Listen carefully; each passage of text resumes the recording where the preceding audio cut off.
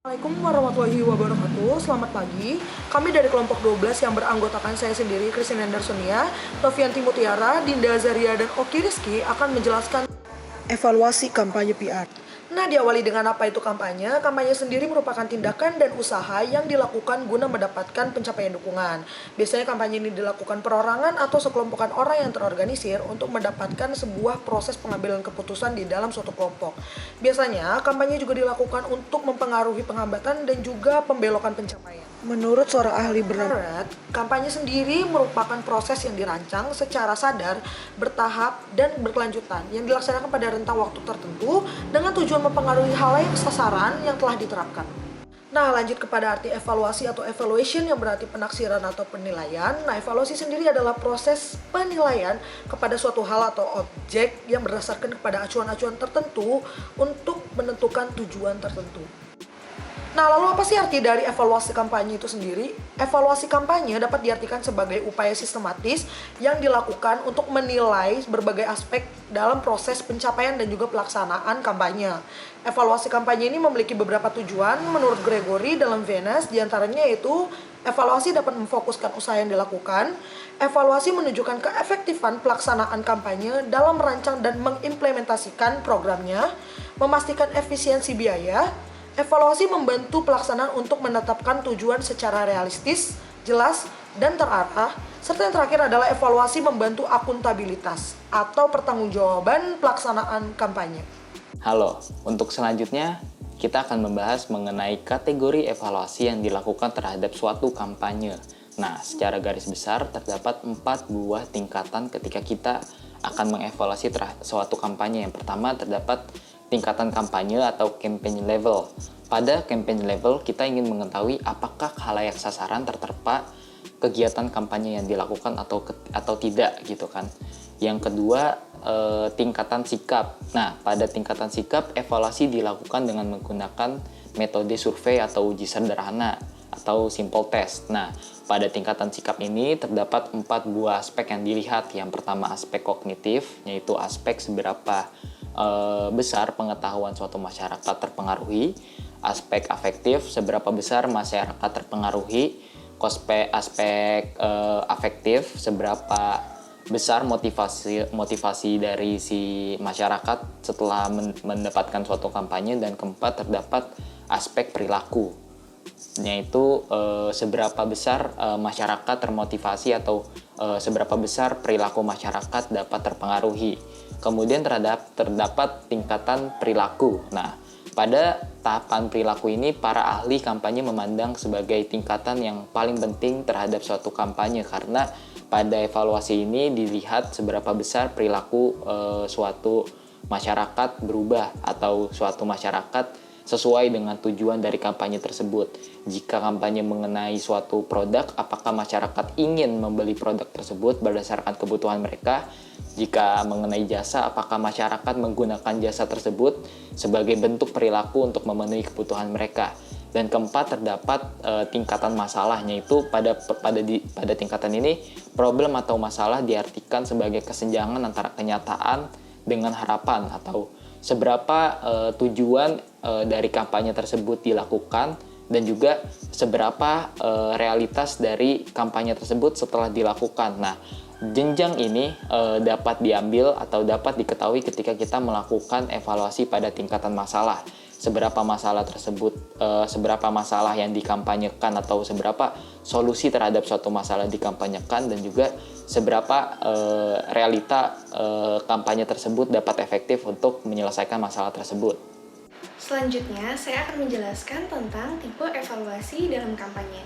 Terdapat 4 tipe evaluasi dalam kampanye. Yang pertama yaitu tipe evaluasi formatif, di mana pada tipe evaluasi formatif ini kita dapat melihat atau meneliti kekurangan ataupun kelebihan dalam pelaksanaan kampanye baik sebelum maupun sesudah kampanye itu berlangsung. Terdapat beberapa pertanyaan yang dapat diajukan dalam tipe evaluasi formatif. Salah satunya yaitu bagaimana target kampanye yang bisa dilakukan untuk berpikir terhadap suatu permasalahan. Tipe evaluasi yang kedua yaitu tipe evaluasi proses, di mana pada tipe evaluasi proses ini kita dapat melihat maupun meneliti pelaksanaan kampanye dan aspek-aspek apa yang terlibat dalam pelaksanaan kampanye tersebut. Nah, ada beberapa pertanyaan juga yang bisa diajukan, salah satunya yaitu apa sajakah yang telah dicapai dalam pelaksanaan kampanye yang telah dilakukan. Tipe evaluasi yang ketiga yaitu tipe evaluasi hasil, di mana pada tipe evaluasi ini kita dapat melihat apakah ada perubahan yang dihasilkan dari pelaksanaan kampanye yang telah dilakukan. Nah, pertanyaan yang bisa diajukan dalam tipe evaluasi ini yaitu apakah ada perubahan afektif, yaitu sikap, keyakinan, dan juga norma sosial terhadap suatu individu. Tipe evaluasi yang keempat yaitu tipe evaluasi dampak, di mana pada tipe evaluasi dampak ini kita bisa melihat dampak apakah yang dihasilkan dari pelaksanaan kampanye yang telah kita lakukan. Biasanya pada tipe evaluasi ini kita bisa melihat perubahan pada perilaku seseorang. Pertanyaan yang bisa diajukan dalam tipe evaluasi ini yaitu apakah hasil mengakibatkan dampak yang berpengaruh pada pelaksanaan kampanye. Nah, kemudian terdapat prinsip-prinsip dalam evaluasi. Terdapat 4 buah prinsip evaluasi. Yang pertama adalah evaluasi perlu dipertimbangkan dalam awal proses. Ketika kita belum memulai kampanye, kita sudah memperkirakan bahwa kita akan melakukan evaluasi dengan poin-poin tertentu, dengan poin-poin yang telah kita rancang. Jadi, ketika kampanye tersebut berjalan, ketika kampanye tersebut itu memiliki hasil, kita dapat melihat apakah hasil tersebut sesuai dengan apa yang telah dirancang, apakah hasil tersebut sesuai dengan ekspektasi yang telah dibuat sebelumnya. Kemudian evaluasi ini berlangsung selama berkelanjutan. Tidak berarti ketika kita telah melakukan evaluasi di akhir, stop, tidak melakukan evaluasi lagi. Terdapat evaluasi-evaluasi yang lebih panjang, seperti tadi terdapat evaluasi perilaku, kemudian juga ada yang melakukan tipe perilaku juga, tipe dampak gitu kan. Nah, itu yang nantinya bakal terus dilihat secara kontinu. Kemudian evaluasi itu harus objektif dan berdasarkan ilmu pengetahuan. Evaluasi ini didasari dan dilakukan menggunakan survei secara yang menggunakan data-data yang ada di masyarakat, data-data yang didasari oleh ilmu statistik, sehingga nantinya evaluasi ini tidak bersifat subjektif dan dapat terus digunakan secara terus-menerus pada kampanye-kampanye selanjutnya. Dan terakhir, mengevaluasi program dan juga prosesnya. Apakah program tersebut efektif dan apakah proses yang dijalankan untuk program tersebut berjalan sesuai rencana. Nah, dalam evaluasi, program dan proses ini merupakan hal yang harus diperhatikan. Seperti itu. Nah,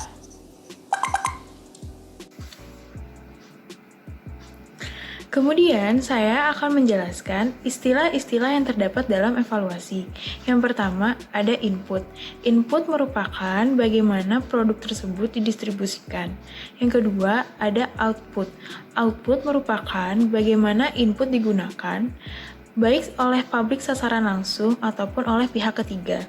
Dan yang ketiga yaitu ada outcome atau hasil akhir. Hasil akhir ini melibatkan pengukuran efek akhir dari komunikasi. Dan yang terakhir itu ada outtake. Outtake ini menunjukkan keadaan antara output dan outcome. Selanjutnya, untuk melihat keefektifan sebuah kampanye, evaluasi merupakan hal yang dapat dilakukan. Terdapat 2 cara untuk melakukan evaluasi, yaitu yang pertama, evaluasi program. Evaluasi program ini bertujuan untuk melihat sejauh mana tujuan akhir yang ingin dicapai dari suatu kegiatan, apakah terpenuhi atau tidak, serta dapat berfungsi untuk memodifikasi tujuan program dan strategi. Dan yang kedua, ada evaluasi manajemen. Fokus pada evaluasi ini yaitu apakah hal yang dilakukan sesuai dengan rencana yang telah ditetapkan sebelumnya, apakah pelaksanaan berjalan dengan lancar, apakah usaha yang dilakukan mengalami kemajuan, dan apakah ada hambatan-hambatan yang terjadi, serta bagaimana mengatasi hambatan-hambatan tersebut. Dan berikutnya, ada beberapa faktor yang perlu kita pertimbangkan dalam melakukan kampanye. Yang pertama, tentukan tujuan yang dapat diukur. Yang kedua, buatlah evaluasi dan pengujian kualitas sejak awal. Yang ketiga, setujui kriteria pengukuran dengan mereka yang akan menilai kesuksesan pekerjaan kita. Yang keempat, bentuk prosedur pemantauan yang transparan dan terbuka. Dan yang terakhir, tunjukkanlah hasil dari kegiatan yang telah kita lakukan. Selanjutnya, saya akan membahas tentang hambatan-hambatan yang ada dalam evaluasi kampanye. Yang pertama yaitu adanya kompleksitas horizontal dan juga vertikal, di mana maksud dari kompleksitas adalah indikator antar hubungan di suatu komunitas. Nah, maksud dari kompleksitas horizontal dan juga vertikal ini bertujuan untuk mendapatkan efek perilaku pada suatu individu. Hambatan yang kedua yaitu adanya sifat intervensi yang tidak bisa diramalkan. Dalam pelaksanaan kampanye, tentunya kita telah merancang terlebih dahulu apa-apa saja yang diperlukan dalam pelaksanaan kampanye. Namun, pada pelaksanaan kampanye, kita tidak bisa menghindarkan intervensi yang kemungkinan bisa terjadi. Intervensi di sini maksudnya adalah adanya campur tangan ataupun masukan-masukan yang bisa mempengaruhi pelaksanaan kampanye itu. Hambatan yang ketiga yaitu adanya pengaruh kontekstual, di mana pada pelaksanaan kampanye tentunya kita memiliki tujuan untuk dapat mempengaruhi efek perilaku pada suatu individu. Namun ketika kita juga ingin mempengaruhi efek tersebut, kita juga dipengaruhi oleh beberapa faktor yang cukup luas dan juga kompleks. Hambatan yang keempat yaitu akses pada kelompok. Ketika kita ingin melakukan sebuah kampanye, tentunya kita akan memilih kelompok mana yang akan menjadi target sasaran kita. Namun, ketika kita tidak memiliki akses untuk masuk ke dalam kelompok tersebut, tentunya kita tidak bisa untuk mengetahui bagaimana karakteristik kelompok yang akan menjadi target sasaran kita. Hambatan yang kelima yaitu tidak adanya pengetahuan yang luas. Nah, ketika kita tidak memiliki pengetahuan yang luas, terlebih kepada efek-efek kampanye, tentunya kita tidak akan bisa menjangkau audiens kita secara menyeluruh. Karena bagaimana kita bisa menjangkau audiens jika kita saja tidak tahu apakah efek yang ingin dihasilkan dari pelaksanaan kampanye yang kita lakukan. Hambatan yang keenam yaitu tidak adanya alat-alat yang dibutuhkan. Tentunya ketika kita ingin melaksanakan kampanye, harus ada alat-alat yang menjadi pendukung, yaitu teknologi komunikasi. Tapi jika tidak ada teknologi komunikasi, tentunya itu menjadi salah satu hambatan yang bisa menghambat pelaksanaan kampanye.